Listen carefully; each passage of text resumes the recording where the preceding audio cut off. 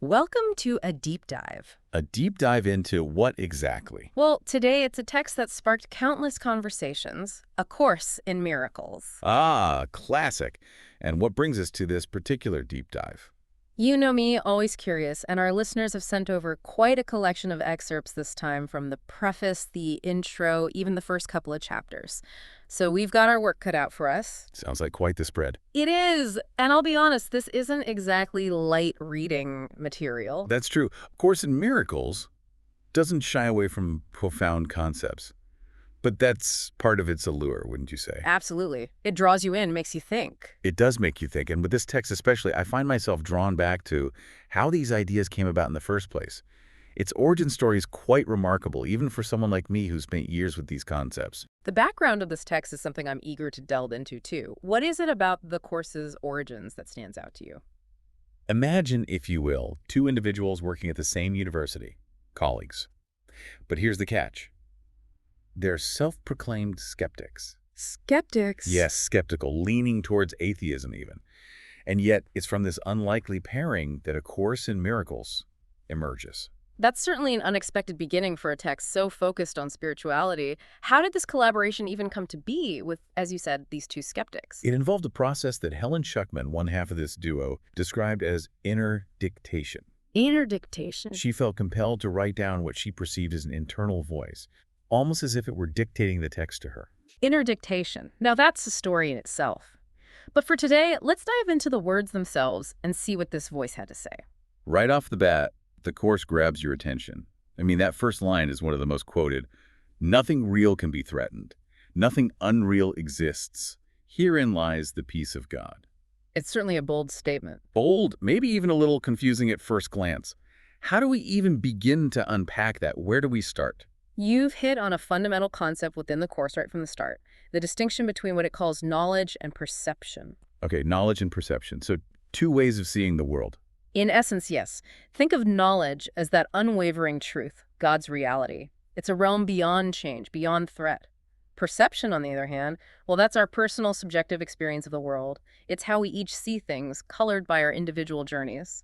So it's like we each have our own filter shaping how we see things, and that filter isn't always accurate. Precisely. And, as you might imagine, A Course in Miracles suggests our perceptions are often clouded, often distorted by, you guessed it, fear, judgment, this sense of being separate from that ultimate truth, that knowledge. Okay, so we have knowledge, which is unchanging and true, and perception, which is colored by our individual experiences. But how does this tie back to that bold opening line about nothing real being threatened?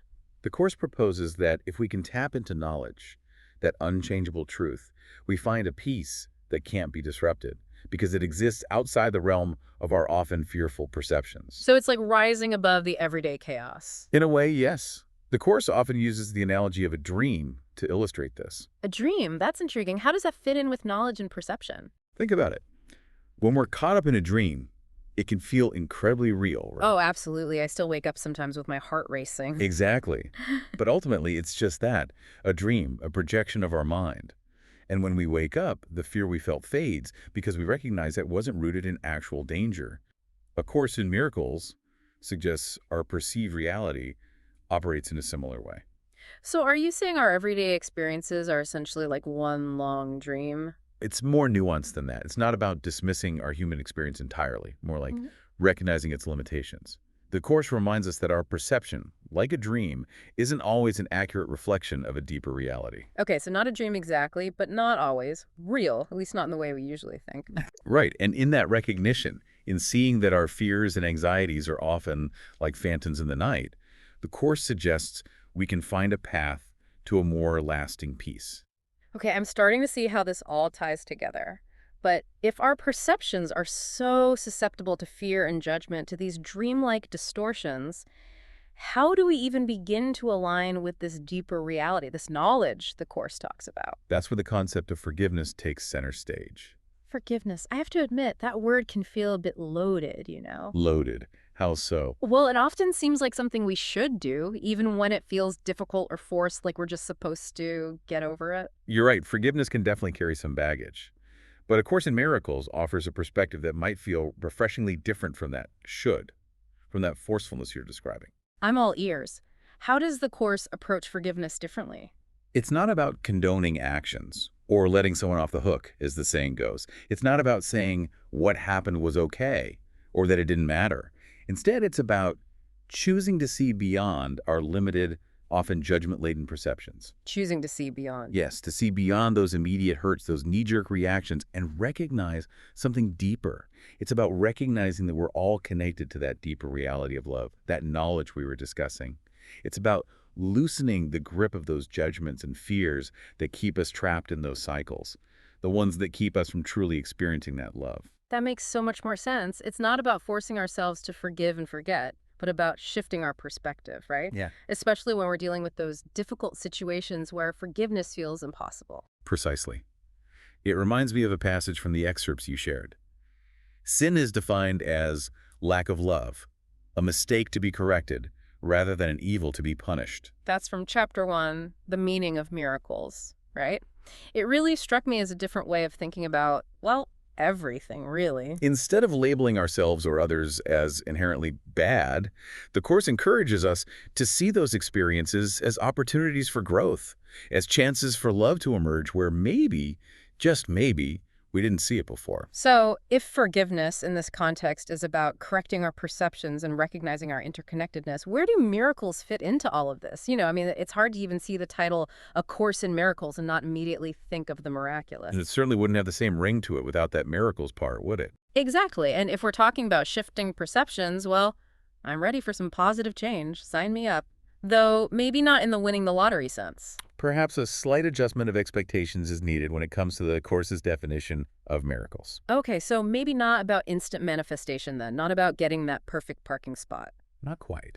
A Course in Miracles isn't referring to miracles in the traditional sense, not talking about supernatural events that defy the laws of nature.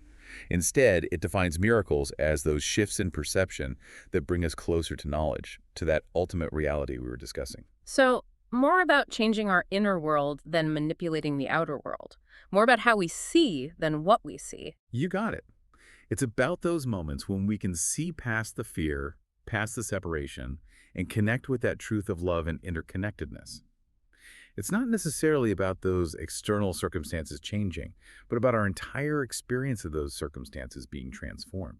So instead of looking for a booming voice from the heavens, we can experience miracles in the everyday moments of our lives. That's kind of amazing when you think about it. But you keep using the phrase choosing miracles. Is it really a choice? I mean, sometimes it feels like fear and judgment just show up whether we want them to or not. You've hit upon a crucial point. A Course in Miracles acknowledges that changing our perception, this choosing of love over fear, is a process. It's a journey, really, of learning and unlearning. And like any journey, it takes effort. It takes consistent practice to stay on course. Okay, so maybe we can't just snap our fingers and have a miracle appear. But the text itself is called a course. It's suggesting a process and a practice, right? It's suggesting that we can learn this, that we can get better at it. Exactly. And that's where the workbook comes in.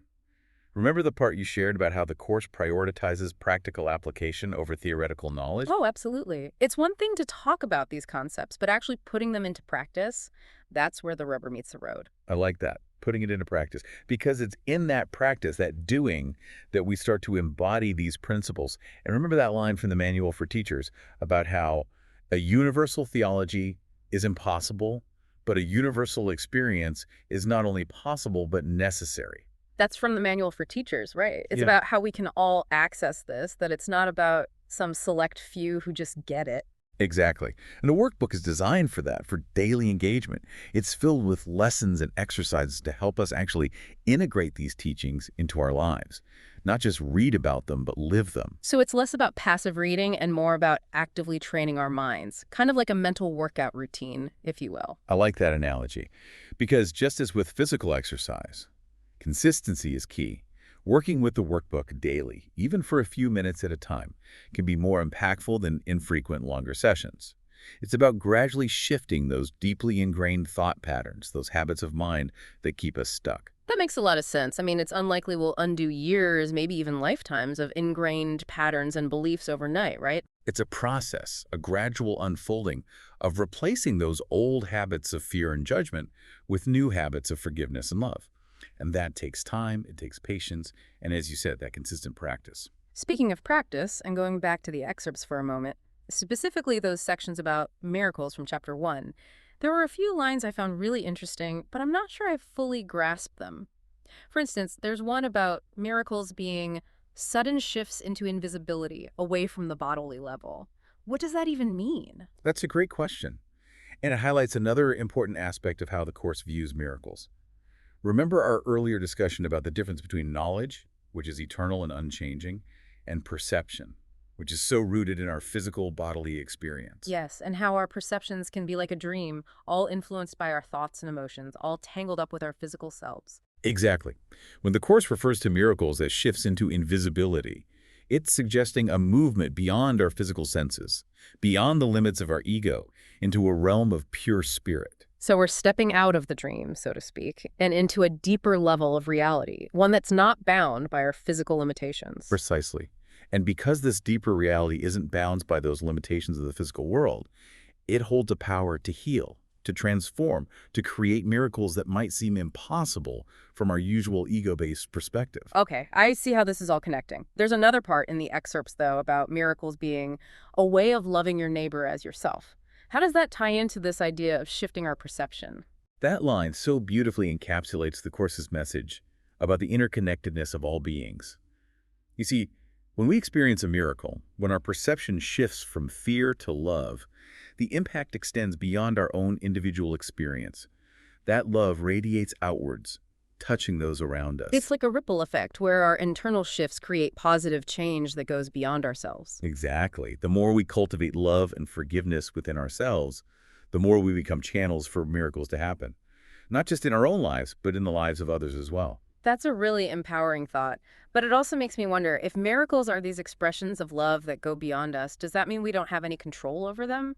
Like, we can't force a miracle to happen, we can only create the right conditions for it? That's an insightful question.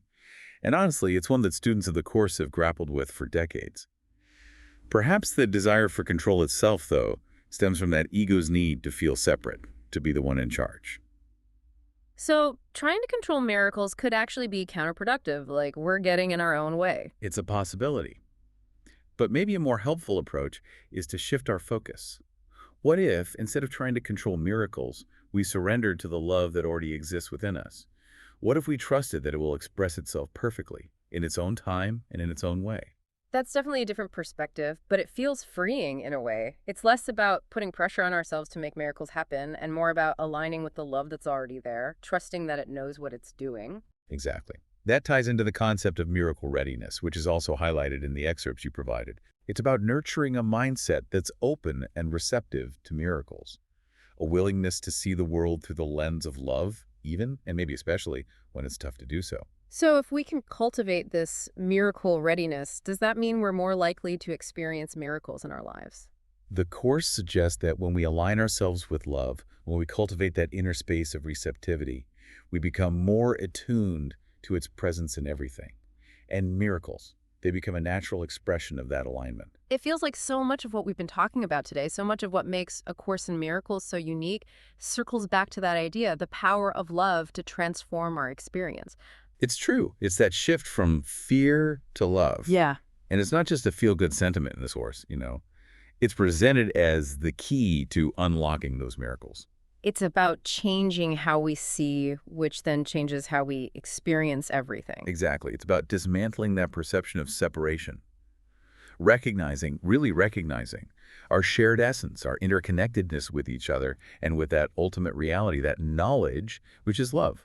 And that's where the real work of A Course in Miracles comes in, right? Because it's not a passive read. It's an active process of recognizing those fear-based perceptions and then in that moment, choosing a more loving perspective. You hit the nail on the head. It's a continual practice, a conscious choice we make, and sometimes we make it over and over and over again. It's like that line from the workbook excerpt, the one about how a universal theology is impossible, but a universal experience is not only possible but necessary.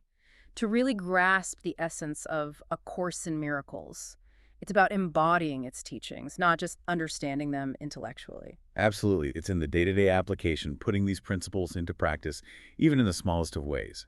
That's where we truly begin to transform our experience. Which brings us back to that idea of miracle readiness, right? Mhm. If we're constantly approaching life from a place of fear, of judgment, those miracles, those shifts in perception, they're less likely to occur. Precisely. It's about cultivating that inner space, that receptivity, where love can flow more freely, where we're open to seeing the possibility even in the midst of challenges, even when it seems like there's no way through. And to remember that miracles, well, they aren't always these grand, sweeping events that change everything in an instant. Sometimes a miracle is just that quiet moment of choosing love over fear, forgiveness over judgment. Beautifully said. Because Yeah. those moments, those are the seeds of miracle readiness. And as we nurture those seeds, they have the power to blossom in extraordinary ways. It's like that line from the Course about how this is a beginning, not an end. The journey of A Course in Miracles, it isn't about reaching some final destination. It's about continually opening ourselves up to a new way of seeing and experiencing the world. Exactly. And on that journey, there's always more to discover, more to learn, and even more to embody. It's been quite a journey, even just exploring these excerpts today, and I have a feeling we've only just scratched the surface of what A Course in Miracles offers. It's a text meant to be revisited and lived, with each encounter offering new layers of understanding. Like a conversation with a dear friend, you pick up right where you left off, and yet there's always something new to discover. So for someone listening who's feeling called to dive deeper, what would you say is the most important thing to remember about A Course in Miracles? That's a beautiful question. And if there's just one takeaway I could offer, one thing to hold on to, it's this. You already possess everything you need to experience the peace, the love, the miracles that the Course speaks of. It's not about adding anything new. It's about peeling back the layers of fear, the layers of judgment, to reveal the truth of who you are. An expression of love, worthy of peace, and capable of experiencing miracles. That is a beautiful thought to leave us with. And for our listener, as you navigate your own journey, remember that you're not alone in this. A Course in Miracles offers a map, an invitation to experience the world and yourself anew. Beautifully said. Until next time, may your journey be filled with the peace and joy of recognizing the miracles that are always present, both within you and in the world all around you.